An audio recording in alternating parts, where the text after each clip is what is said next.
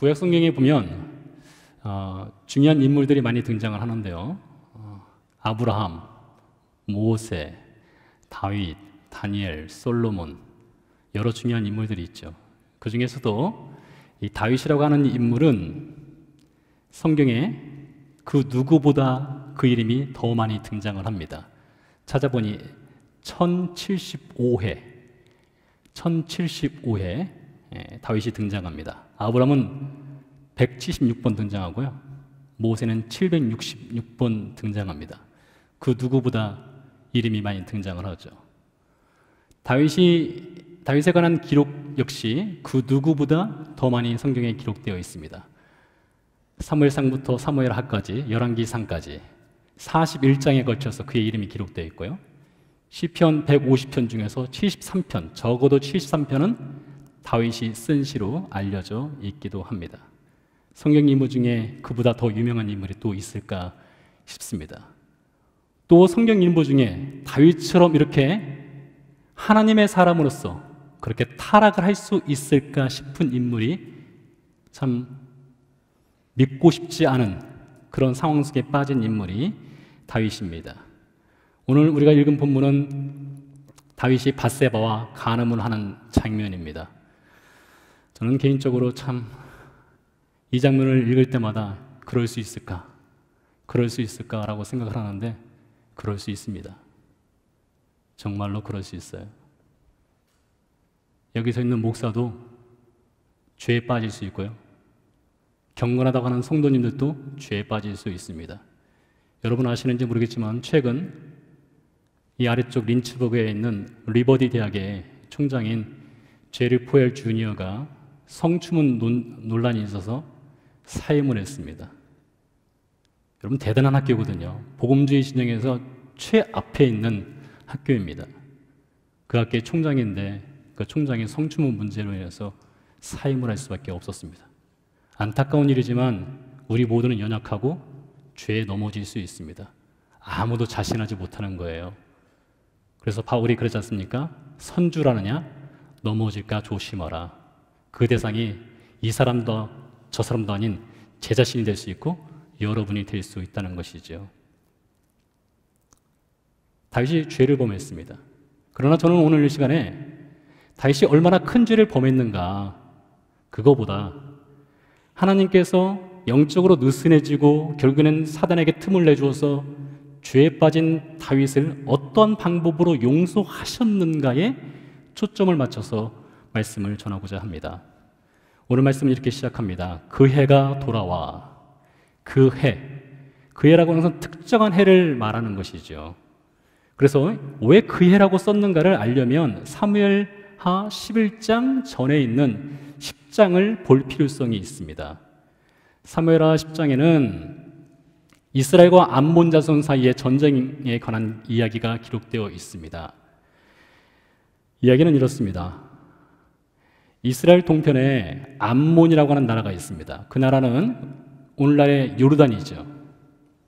암몬의 왕 나하스가 있었는데 나하스는 이스라엘에게 조공을 바치는 아주 작은 국가였습니다. 그 나하스가 죽었어요. 그러자 다윗이 자신에게 조공을 바치는 나하스가 죽었으니 조문객을 보내서 위로를 하려 했습니다. 다윗이 암몬의 아들 한운이 왕이 된 다음에 그 한운에게 조문을 보냈어요. 근데 한운의 정부 관료들이 하는 얘기가 이 사람들은 단순한 조문객이 아니라 스파이입니다. 우리나라를 집어삼키려고 보낸 사람들일 뿐입니다. 이렇게 권면을 합니다. 그래서 한운이 다윗이 보낸 조문객의 수염을 반 자르고 그리고 엉덩이가 다 드러나도록 옷을 자른 다음에 되돌려 보냈습니다. 그로 인해서 암몬 자손과 이스라엘 사이에 전쟁이 일어나게 되는데 그 기록이 사무엘하 10장의 기록입니다. 암몬 자손은 약소 국가였기 때문에 이스라엘 군대를 이겨낼 힘이 없었습니다. 그래서 급하게 윗나라인 아람에서 용병을 사왔습니다. 근데 전쟁에서 거의 패할 지경에 이르게 됩니다. 거의 패해서 이스라엘이 승리를 하기 직전까지 갔는데 전쟁이 딱 멈춰버렸습니다. 왜 멈췄을까요? 멈춘 이유는 당시 전쟁은 아무 때나 하는 전쟁이 아니었습니다. 이 전쟁은 농사가 다 끝나고 추수를 마치고 휴가철에만 전쟁을 할 수가 있습니다. 여러분 가운데 밭을 가꾸시는 분이 있다면 아시겠지만 이 농사라고 하는 것은 시기가 매우 중요합니다. 그 시기를 놓치면 농사를 지을 수가 없는 것이죠. 이스라엘이나 암몬도 마찬가지입니다. 중동 지역은 주로 10월 달에 농사를 짓기 시작해서 이듬해 5, 6월까지 농사를 짓습니다. 그리고 7월 달부터 휴가철에 들어가는 겁니다. 7월, 8월, 9월, 10월 가까이 약 4개월 정도 휴가철에 들어가게 되는데 그때만 전쟁을 할 수가 있는 것입니다. 그래서 이스라엘이 암몬과 전쟁을 하다가 거의 승리를 거두기 직전까지 갔는데 아마 그때가 10월쯤 된 것 같습니다. 하늘에서 비가 내리고 이제 농사를 지어야 되니까 내년에 다시 만나자 하고 헤어진 겁니다. 자, 이제 11장 1절 말씀이 좀 이해가 될 겁니다. 그 해가 돌아와. 이 말은 이제 추수 다 끝나고 불량민 쌓아놨으니 이제 다시 한번 붙자 해서 암몬과 이스라엘이 전쟁을 벌이게 된 것이죠. 이어서 볼까요? 왕들이 출전할 때가 되었다라고 했습니다. 당시에는요, 왕이 직접 전쟁을 진두지휘했습니다. 다윗이 이스라엘의 왕이 된 이후에 사무엘하 5장에서부터 사무엘하 8장까지 보면 다윗의 정복 전쟁 이야기가 등장을 하는데요.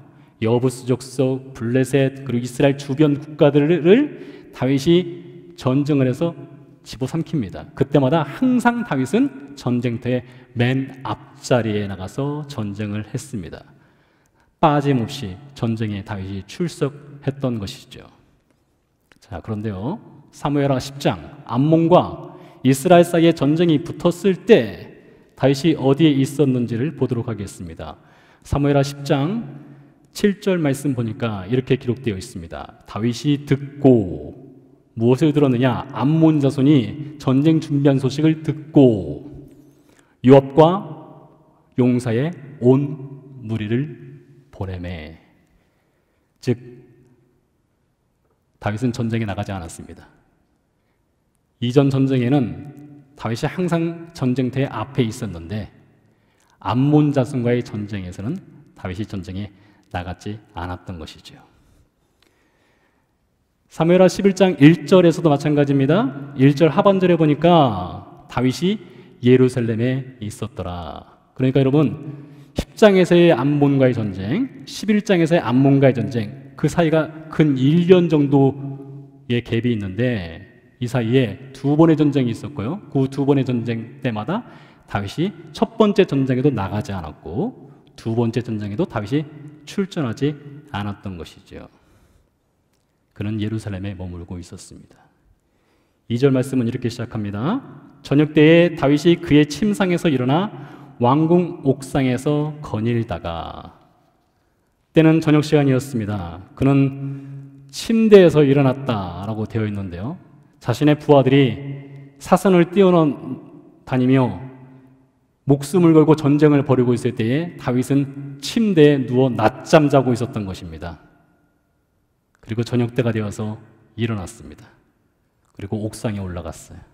그리고 한가롭게 여유롭게 옥상을 거닐었다라고 되어 있습니다. 여러분, 1년 전 암몬과의 전쟁에서 다윗이 전쟁에 나가지 않았어도 전쟁은 거의 승리를 거두었습니다. 1년이 지난 다음에 암몬 자손이 워낙 약하기 때문에 사실 다윗이 전쟁에 나가지 않아도 전쟁에서 승리를 거두게 된 것은 당연한 것이었습니다. 그리고 실제로 암몬 자손과의 전쟁에서 승리를 거두었습니다. 그래서 보이는 전쟁은 다윗이 승리를 했습니다. 보이는 전쟁에서는 암몬을 이길 수가 있었습니다. 그런데 보이지 않는 영적 전쟁에서는 다윗이 지금 지고 있습니다. 이미 사탄과의 전쟁에서 다윗은 틈을 내주었고요, 영적으로 느슨해졌고요, 그 결과가 사무엘하 11장 2절에서 5절까지입니다. 사탄이 파고 들어올 틈을 내주었던 것이죠. 여러분, 우리는 이 사실을 주목할 필요가 있습니다. 바울이 에베소서 4장 27절에서 이렇게 말했습니다. 마귀에게 틈을 주지 마라. 마귀에게 틈을 주지 말아라. 바울은 지금 넓은 틈을 말하는 것이 아닙니다. 넓은 공간을 말하는 것이 아닙니다. 1%의 틈만 줘도 충분히 사탄은 뚫고 들어올 수 있다. 그러므로 마귀에게 틈을 주지 말라라고 이야기를 하는 것입니다. 여러분의 영성을 깨트릴 수 있는 사탄의 파워 1%만 내어줘도 사탄은 충분히 우리 안으로 들어와서 우리를 파괴할 수 있습니다. 하나님의 마음에 합한 다윗도 마찬가지였습니다. 그가 1%만 틈만 내어줘도 사탄은 들어올 수 있었던 것이죠. 여러분 이거 아세요? 우리 안에는 하나님의 성령이 계십니다. 우리가 예수 그리스도를 영접하게 되면 하나님의 성령이 우리 안에 들어오시죠. 그리고 우리와 함께 동고동락을 하십니다. 이 성령님은 거룩하신 분이세요. 성령님은 죄를 견디지 못하시는 분이십니다. 성령님께서 우리 안에 들어와 계시면 성령님은 어떤 일을 행하시는가 하면 우리가 죄를 지으려 할 때, 죄를 지을 때가 아닙니다. 죄를 지으려 할 때, 죄에게 틈을 열어주려 할 때 성령님은 항상 시그널을 보내십니다. 항상 시그널을 보내셔요. 그 누구도 예외가 없습니다. 모든 그리스도인에게는 성령님이 계시기 때문에 성령님께서 우리 안에서 반드시 시그널을 보내십니다. 너 지금 죄 지으려 한다. 너 지금 틈 열어주려 한다. 사탄에게 틈 내어주려 한다. 라고 성령님께서 반드시 시그널을 보내게 되어 있습니다.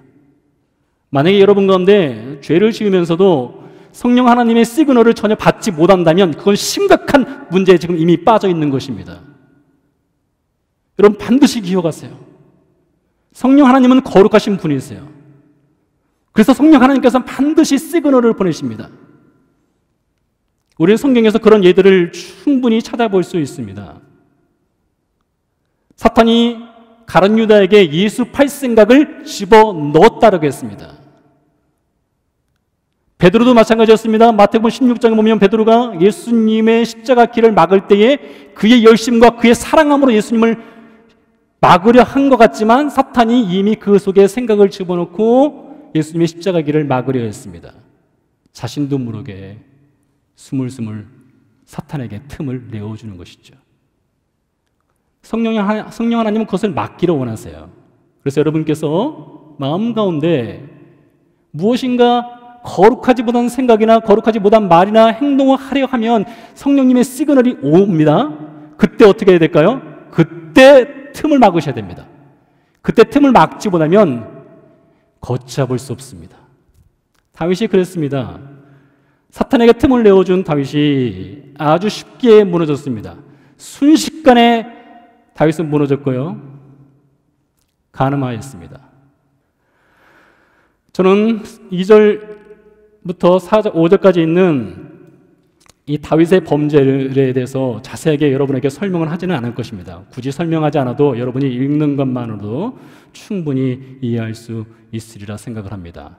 자, 이렇게 다윗이 밧세바 범죄를 한 후에 11장 6절부터 시작해서 20장까지 장장 9장에 걸쳐서 하나님께서 다윗을 심판하고 징계하는 장면이 등장합니다. 여러분 보세요. 죄를 범한 내용은 4절인데요. 하나님께서 다윗을 심판하는 내용, 징계하는 내용은 9장에 걸쳐서 자세하게 하나님께서 세밀하게 다윗을 어떻게 징계하시고 책망하셨는지가 기록되어 있습니다. 그러니 하나님의 죄를 다루시는 것이 얼마나 무겁게 다루시는가를 우리가 알 수 있습니다. 오늘날 사람들은 죄를 가볍게 여깁니다. 그러나 죄를 절대로 가볍게 해서는 안 돼요. 하나님께서 죄를 얼마나 무겁게 보시고 하나님께서 죄를 얼마나 싫어하시는가를 사무엘하 11장 6절부터 20장까지 9장에서 걸쳐 말씀하시기 때문이기도 합니다. 이렇게요, 사탄 마귀는 다윗을 완전히 파괴했다고 생각했습니다. 근데 여러분 가운데 사탄 마귀가 있다는 걸 믿으시는지 모르겠습니다. 놀랍게도 2008년도에 나온 바르나 그룹에서 설문조사를 했는데요. 그리스도인들을 향해서 설문조사를 했습니다. 76%가 2008년도 통계입니다. 76%가 사탄의 존재를 믿지 않습니다. 그냥 악의 상징 정도라고 얘기합니다. 2019년도에 나온 통계를 보니까 좀비를 믿습니까? 여러분 좀비 믿으세요? 여러분 미국인 중에 14%가 좀비가 있을 거라고 믿는다는 거 아세요? 20% 정도는 혹 좀비가 있을 수도 있기 때문에 좀비가 나타나면 우리는 이런 준비를 해야 된다는 좀비 플랜을 갖고 있다고 합니다. 성경에서 말하는 이 사탄의 존재를 믿지 않는 교인들이 많다는 것이죠. 이미 틈을 내어준 것입니다.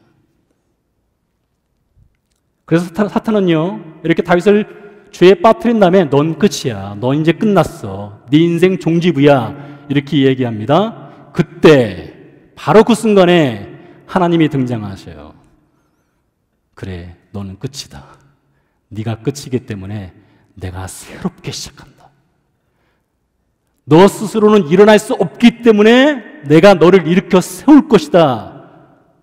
여러분, 그래서 하나님께서 다윗을 회복시켜 가는 과정이 있습니다. 죄의 수렁에 빠진 다윗은 스스로 일어날 수 없었기 때문에 하나님께서 그를 회복시켜 가죠. 어떻게 회복시켰는지 보도록 할까요? 먼저 나단 선지자를 보냈습니다. 사무엘하 12장에 나오는 내용입니다. 나단 선지자가 와서 유명한 얘기를 들려주죠. 양의 비유를 통해서 다윗의 범죄했다는 사실을 알립니다. 그리고 나서 다윗이 나단 선지자를 만난 후에 쓴 시가 있는데 그 시가 시편 51편입니다. 51편 시편은 이렇게 제목을 달았습니다. 다윗의 시, 영장으로 한 노래. 다윗이 밧세바와 동침한 후 선지자 나단이 저에게 온 때에 라고 되어 있습니다. 하나님이 나단 선지자를 보낸 것은 다윗을 단순히 책망하기 위해서, 단순히 징계하기 위해서 보낸 것만이 아닙니다. 다윗이 잃어버렸던 그의 자리로 되돌이키기 위해서 나단 선지자를 보낸 것이었습니다. 그래서 나단 선지자가 다녀간 후에 다윗이 즉시 그 잃어버렸던 기도, 그 틈을 내어줬던 것을 메꾸는 작업을 하기 시작합니다. 그가 무릎을 꿇었습니다. 회개하였습니다. 51편 19절 말씀 보니까 이렇게 다윗이 그의 기도를 끝을 맺습니다. 그때에 주께서 의로운 제사와 번제와 온전한 번제를 기뻐하시리니 저희가 스스로 주의 단에 드리리이다. 이 말씀은 회개하고요, 기도하고요, 그리고 예배의 자리로 돌아간 것입니다. 회개의 자리, 기도의 자리, 예배의 자리로 돌아갔어요. 그래서 흔히 우리는 누군가 죄를 범하고 영적으로 침체되거나 영적으로 느슨해지거나 영적으로 번아웃되면 회개하세요. 기도하시면 됩니다. 예배자의 자리로 나오세요라고 권면을 하죠. 참 좋은 권면이고요. 저도 그런 권면 참 많이 합니다. 그런데 말입니다. 솔직히 우리가 신앙생활을 하다 보면 영적으로 번아웃 됐을 때, 영적으로 완전히 느슨해져서 사탄의 공격을 무참하게 받아서 일어설 힘이 없을 때에 회개하세요. 기도하세요. 예배자의 자리로 나오세요. 이렇게 말해도요, 참 그거 쉽지 않습니다. 저도 쉽지 않더라고요. 저도요, 한동안 기도 안 할 때는요, 하루에 딱 3번 기도했습니다. 무슨 기도인지 아시죠? 하루에 3번이요. 3번은 뭐 밥을 먹어야 되니까 기도를 하게 되더라고요. 근데 그것이요, 습관이 되니까요, 이 3번의 기도가 습관이 되니까 어느 날 하나님 앞에 딱 앉아가지고 기도를 하는데, 기도가 어떤 기도가 나오느냐? 식사 기도가 나오더라고요. 식사 기도가요. 여러분, 영적으로 번아웃되거나 영적으로 느슨해져서 사단의 공격을 받아서 일어설 힘이 없을 때는 그렇게 될 수 있어요. 그래서 일어날 힘이 없는데 그런 권면을 들어도 마음에 와닿지 않는 경우들이 많습니다. 그리고 스스로가 영적인 패배자라고 여겨지기 때문에 내가 다시 일어설 수 있을까? 과연 내가 이 수렁에서 빠져나올 수 있을까? 그런 생각을 할 때가 있습니다. 힘이 없는 거예요. 일어설 힘이 없는 것입니다. 그래서요, 그렇기 때문에 우리에게는 그보다 좀 더 근본적이고 본질적인 이 영적인 느슨함을 막을 수 있는 방법, 이미 느슨해서 사단에게 틈을 보여서 넘어졌을 때에 일으켜 세워줄 수 있는 뭔가 더 효과적이고 뭔가 더 본질적인 처방이 필요합니다. 저는 오늘 그것을 좀 말씀드리려고 해요. 지금까지는 서론이었고요. 이제부터 본론에 들어가는 겁니다. 어떻게 하면 일어설 수 있을까요? 어떻게 하면 우리가 번아웃 됐을 때에, 어떻게 하면 우리가 넘어졌을 때에, 느슨해졌을 때에, 사단의 공격을 받아서 무참하게 쓰러졌을 때 어떻게 하면 일어설 수 있을까요? 첫 번째는요, 우리 스스로는 일어날 수 없다는 것을 인정해야 됩니다. 여러분, 우리 스스로는 절대로 일어나지 못해요. 죄에 빠진 인생, 죄에서 스스로 헤어나올 수 있는 인생, 그 누구도 없습니다. 어떻게 하면 좋을까요? 신약성경으로 가보도록 하겠습니다. 사도행전 2장입니다. 이 사도행전 2장은 예수님의 제자들과 120명의 그리스도인들이 10일 동안 기도한 후에 하나님의 성령이 그들에게 임재하였고요. 그 후에 베드로가 예루살렘에 모여있는 군중들을 대상으로 예수 그리스도의 십자가와 그분의 부활에 대한 설교를 하는 장면입니다. 여러분, 정말로 기가 막힌 장면이에요. 갈릴리의 어부로 살았던 그 베드로가 예수님을 따르고 예수님을 믿고, 그리고 그가 예루살렘에 서서 그가 하나님 나라의 복음을 전한다? 정말로 놀라운 장면인데요. 이 장면에서 보도록 하겠습니다. 베드로가요, 예수님의 십자가와 부활에 관한 증언을 하기 위해 단 위에 섰습니다. 여러분, 베드로가 눈으로, 그 두 눈으로 예수님이 부활한 거 본 거 아시죠? 예수님의 빈 무덤 그가 찾아갔던 거 아시죠? 그는 목격자입니다. 그래서 우리는 베드로를 향해서 그는 증인이라고 말합니다. 그런데요, 사도행전 2장을 1절부터 마지막까지 쭉 읽어보면요, 아주 희한한 것 하나를 발견할 수 있습니다. 무엇인가 하면요, 베드로가 단 한 번도 내가 보았다는 말을 하지 않습니다. 여러분, 증인은 내가 본 것을 말하는 것이 아니겠습니까? 내가 목격한 것을 말하는 것이 아니겠어요? 근데 베드로는 단 한 번도 내가 보았고 내가 목격했고 내가 만졌다라는 말을 하지 않습니다. 1인칭이 없어요. 자기 얘기를 하지 않습니다. 대신에 베드로는요, 구약 성경을 꺼내듭니다. 구약 성경의 인물을 동원시켜요. 그 인물이 바로 다윗입니다. 베드로는 사도행전 2장 25절에서 28절 사이에 다윗의 고백을 예루살렘에 모여있는 군중들에게 읽어주는데요, 내용은 이렇습니다. 다윗이 쓴 시편 16편 내용입니다. 잘 들어보시기 바랍니다. 다윗이 그를 가리켜 이르되 내가 항상 내 앞에 계신 주를 배웠으며 나로 유동하지 않게 하기 위하여 그가 내 우편에 계시도다. 그러므로 내 마음이 기뻐하였고 내 혀도 즐거워하였으며 육체도 희망에 거하리니 이는 내 영혼을 음부에 버리지 아니하시며 주의 거룩한 자로 썩음을 당하지 않게 하실 것이미로다. 주께서 생명의 길을 내게 보이셨으니 주 앞에서 내게 기쁨이 충만하게 하시리로다. 아멘. 여러분, 이해되세요? 아마 저도 마찬가지지만 저도 이거 여러 번 읽어도요, 이게 도대체 이게 무슨 말인가 쉽게 선뜻 한두 번 읽어서는 잘 이해가 되지 않는 말씀입니다. 그래서 다행히도 베드로가 다윗이 한 이 기도가 도대체 무슨 기도인지를 짤막하게 정리해서 우리에게 알려주고 있습니다. 2장 31절 말씀 보니까 이렇게 기록되어 있습니다. 이것은 베드로가 다윗이 한 기도를 설명한 내용입니다. 미리 본고로, 그 앞에 다윗이 미리 보았다겠습니다. 무엇을 보았느냐? 그리스도의 부활을 말하되 그가 음부에 버림이 되지 않고 그의 육신이 썩음을 당하지 아니하시리로다. 이 베드로의 증언에 따르면요, 예수님 시대로부터 약 1000년 전에 살았던 인물인 다윗이, 잘 들으세요, 예수님 시대로부터 1000년 전에 살았던 다윗이 무엇을 보았느냐? 예수님이 십자가에 못 박히실 것과 예수님이 죽으실 것과 음부에 내려갈 것과 그곳에서 다시 일어나서 부활하실 것을 1000년 전 인물이, 그 다윗이 그 눈으로 똑똑하게 그것을 보고 알았다는 것입니다. 1000년 전에 이미 그것을 알고 시편 16편에다가 그것을 기록을 해놓은 것입니다. 더 나아가서는 다윗이 무엇을 보았느냐, 무엇을 믿었느냐? 장차 오실 예수께서 십자가에서 죽으시고 부활하심으로써 죄를 용서해 주실 것을 다윗은 이미 알고 믿었다는 것입니다. 여러분, 다윗만 그랬을까요? 그렇지 않습니다. 요한복음 8장으로 가보도록 하겠습니다. 요한복음 8장에는 아주 재미있는 이야기가 기록되어 있죠. 가는 중에 현장에서 붙잡힌 여인 이야기가 기록되어 있습니다. 그 후에 예수님과 유대인들 사이에 논쟁이 붙었습니다. 그 논쟁은 이스라엘 백성들을 향해서 예수님이 말씀하시기를 너희는 죄의 노예다 했습니다. 너희는 사탄의 노예다 했어요. 진리를 알지니 진리를 알아야 그 노예됨에서 해방될 수 있다라고 했어요. 그때 유대인들이 뿔이 잔뜩 나서 말하죠.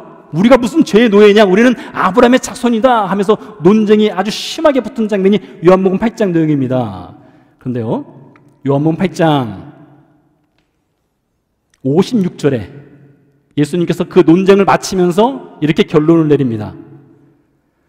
너희 조상 아브라함은 나의 때 볼 것을 즐거워하다가 보고 기뻐하였느니라. 여기 설명을 좀 더 덧붙이면 이렇습니다. 아브라함은 다윗보다 1000년 더 이전 인물입니다. 그러니까 예수님 시대로부터 2000년 전 인물이죠. 예수님 시대로부터 2000년 전에 살았던 아브라함이 무엇을 보았느냐? 장차 그리스도가 오셔서 죄의 노예 생활을 하고 있는 그의 백성들을 해방시킬 것을 아브라함이 미리 보고 기뻐하였다는 것입니다. 여러분, 예수님께서 죄의 노예를 어떻게 해방시켰습니까? 우리가 잘 아는 내용입니다. 어떻게 해방시켰어요? 십자가의 죽으심을 통해서 죄의 노예에서 하나님의 자녀로 해방시켜 주신 것이죠. 그것을 누가 보았느냐? 예수님 시대로부터 2000년 전 인물인 아브라함이 이미 그의 두 눈으로 장차 그리스도가 오셔서 해방시킬 것을 눈으로 보았다는 것입니다. 그러니 여러분, 다윗도 예수님의 십자가를 이미 알고 있었고요, 아브라함도 예수님의 십자가를 이미 알고 있었던 것입니다. 그뿐만이 아닙니다. 이사야서 53장에 보면요, 이사야는 아예 사진을 찍었습니다. 무슨 사진이요?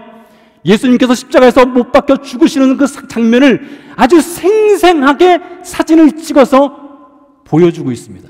언제요? 예수님 시대로부터 700년 전에요. 그러니 여러분, 2000년 전부터, 1000년 전부터, 700년 전부터 각각의 시대에 살았던 인물들이 장차 오실 예수께서 십자가 지시고 죽으시고 부활하심으로 죄를 용서하실 것을 이미 믿고 알았다는 것이죠. 그뿐만이 아닙니다. 이번에는 예수님 시대로부터 약간 뒤로 가보도록 하겠습니다. 갈라디아 교회로 가보도록 하겠습니다. 이 갈라디아 교회는 바울이 개척한 교회죠. 이 갈라디아 교회를 향해서 바울이 편지를 썼는데 6장까지 썼죠. 그 중에서 3장 1절을 보도록 하겠습니다. 바울이 이렇게 얘기를 합니다. 어리석도다 갈라디아 사람들아, 예수 그리스도께서 십자가에 못 박히신 것이 너희 눈앞에 밝히 보이거늘 누가 너희를 깨더냐. 너희 눈앞에 밝히 보인다. 이것을 좀 더 정확하게 번역을 하면 글로 쓰여진 것이 보이듯이 보인다 했습니다. 글로 쓰여진 듯이. 그러니까 예수님께서 십자가에 못 박히신 것이 글로 쓰여진 것처럼 보인다 했습니다. 여러분, 갈라디아 교회는요, 소아시아 지역에 있는 교회입니다. 그 지역에 살고 있는 사람들은요, 예루살렘이 어디에 붙었는지, 이스라엘이 어디는지 전혀 알 수가 없어요. 골고다가 어딘지 전혀 알 수가 없습니다. 예수님 시대로부터 적어도 10년, 20년 뒤의 사람들입니다. 예수님의 십자가 사건이 이미 옛날 일이 되어버린 거예요. 전혀 알 수 없는 사람들이에요. 그런데도 불구하고 바울이 얘기하잖아요. 너희 두 눈으로 마치 그를 보는 것처럼 예수께서 십자가에 못 박히신 것이 밝히 보이지 아니하냐. 그러니 여러분, 예수님 시대 이전 사람이나 예수님 시대 이후 사람이나 영적으로 느슨해져서 죄에 빠졌을 때에, 사탄의 올무에 걸렸을 때에 그것을 풀어줄 수 있는 분은 유일하게 누굽니까? 예수님이신 거예요. 아브라함의 죄에 빠졌다면 아브라함의 죄를 풀어줄 수 있는 분 오직 예수님 뿐이십니다. 다윗이 밧세바와 범죄하여 그가 사탄의 올무에 빠져서 죄에 빠졌을 때에 그 죄를 풀어줄 수 있는 분은 십자가의 예수 그리스도 그분밖에 없다는 것입니다. 2000년 전, 1000년 전, 700년 전, 예수님 시대부터 약간 후에 뿐입니까? 여러분, 우리는 뭐라고 고백합니까? 우리 역시 마찬가지 아닙니까? 우리도 2000년 전에 골고다에서 십자가 못 박히신 그 예수님을 향해서 우리도 믿음으로 그분을 보았고, 믿음으로 그분과 함께 십자가에 매달렸고, 믿음으로 그분이 우리의 죄를 사했다는 것을 우리가 믿음으로 날마다 고백하지 않습니까? 몇 년 뒤에요? 2000년 뒤에도요. 그런 여러분, 이 시간적으로 볼 때에 예수님의 십자가 사건은 시간과 공간과 역사와 지리와 문화를 다 초월하는 것입니다. 아브라함 시대 이전부터, 그 훨씬 이전부터 우리 시대까지, 주님이 다시 오실 때까지 예수님의 십자가의 사건은 현재 진행형으로 존재하고 있다는 것이죠. 그래서 그 예수님의 십자가만이 죄에 빠진 인생을 건져낼 수 있고 구해줄 수 있는 것이에요. 한 걸음 더 들어가 볼까요? 아브라함 시대나요, 다윗 시대나 이사야 시대나 갈라디아 사람들이나 오늘날 이 시대나 온라인으로 예배를 드리시는 분이나 이 자리에 계신 분이나 우리 모두가 예수님의 십자가 사건에 조금이라도 도움 준 것 하나도 없습니다. 예수님께서 십자가 사건, 십자가를 질 것이라는 말씀을 사복음서에서 종종 하시는 경우가 있는데, 예수님께서 말씀하실 때마다 예수님 항상 1인칭만 썼습니다. 1인칭 단수만 썼어요. 내가 십자가 질 것이다 했습니다. 너희 나와 함께 십자가 져야 된다. 십자가 무거우니 옆에서 들어줘라. 내가 올라갈 때 같이 올라가자. 내가 죽을 때 같이 죽어야 된다. 그런 말씀하지 않으셨습니다. 예수님 홀로 감당하셨습니다. 예수님만이 하실 수 있는 것이기 때문에 그렇죠. 자, 그렇다면요, 이제는 분명해졌습니다. 다윗이 어떻게 용서를 받았는지가 분명해졌어요. 하나님께서 다윗을 어떻게 용서하셨는지가 너무나 자명합니다. 어떻게 용서하셨습니까? 다윗의 죄를 용서하시기 위해서 하나님이 준비하신 것은 십자가의 예수 그리스도입니다.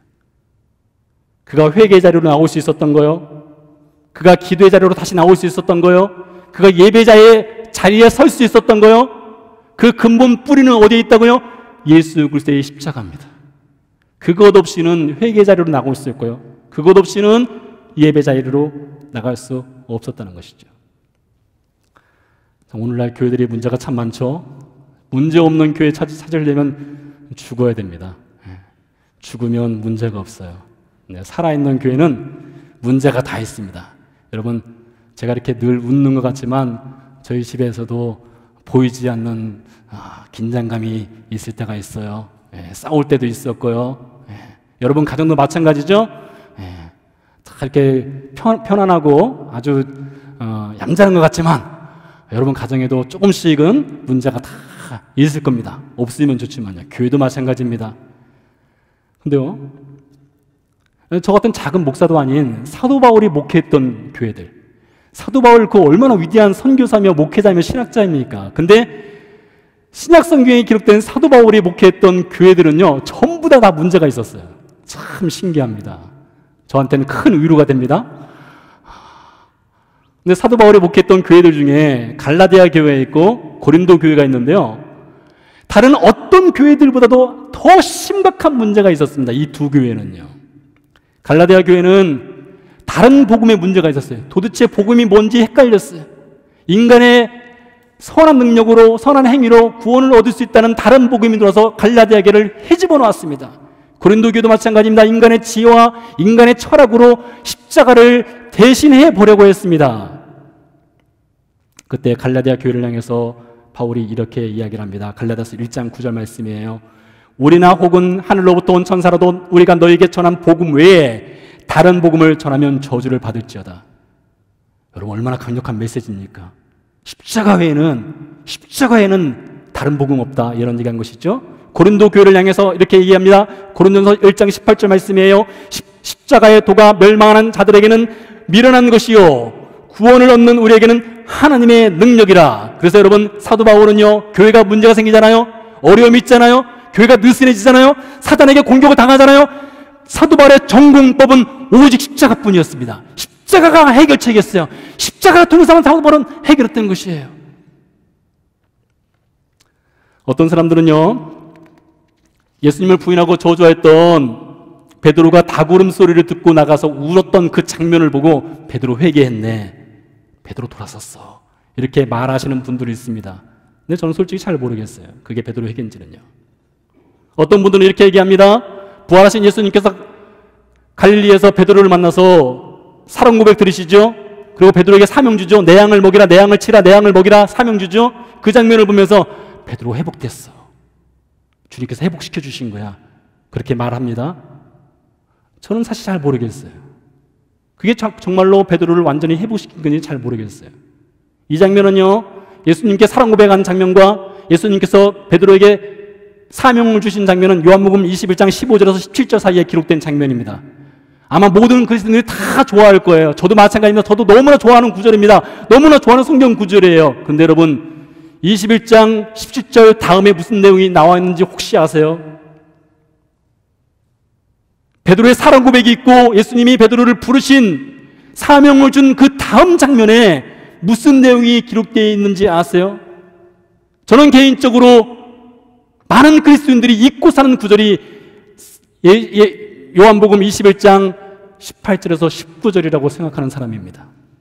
내용은 이렇습니다. 21장 19절만 보도록 하겠습니다. 예수님께서 말씀을 다 마치신 후에 아주 짤막하게 베드로에게 이 말씀을 하십니다. 나를 따르라. 나를 따르라. 사랑 고백으로 충분하지 않습니까? 사명 받은 것으로 충분하지 않습니까? 근데 예수님, 너 사랑 고백 가지고는 안 돼. 너 사명 받은 것 가지고는 안 돼. 그러면서 예수님께서 주신 말씀은 나를 따르라, 그 말씀을 주셨어요. 여러분, 오늘날 이 시대에 많은 그리스도인들 사랑 고백 참 잘합니다. 우리가 앉아서 할 때마다 예수님께 사랑 고백하지 않습니까? 사랑합니다, 사랑합니다, 사랑합니다. 사랑 고백 수없이 합니다. 주님께서 주신 사명 자랑스러워 여깁니다. 여러분, 저는 선교직이 있었지 않습니까? 이 선교사의 프라이드가 굉장합니다. 저는 그래서 한동안은요, 이 미국 생활하면서도요, 사람들이 저를 목사로 불러줄까요? 선교사로 불러줄까요? 하면 선교사요. 전 선교사라는 것에는 아주 프라이드가 있었습니다. 선교사라는 것에 대해서. 하나님이 사명을 주셔서 해외로 나가서 복음을 전한다? 이거 아무나 할 수 있는 거 아니지 않습니까? 그래서 사랑 고백하고요, 사명받은 것을 매우 자랑스럽게 여깁니다. 베드로에게 사랑 고백을 들으셨어요? 그에게 사명을 주셨어요? 근데 주님께서 말씀하셔요. 너 그거 가지고 안 된다.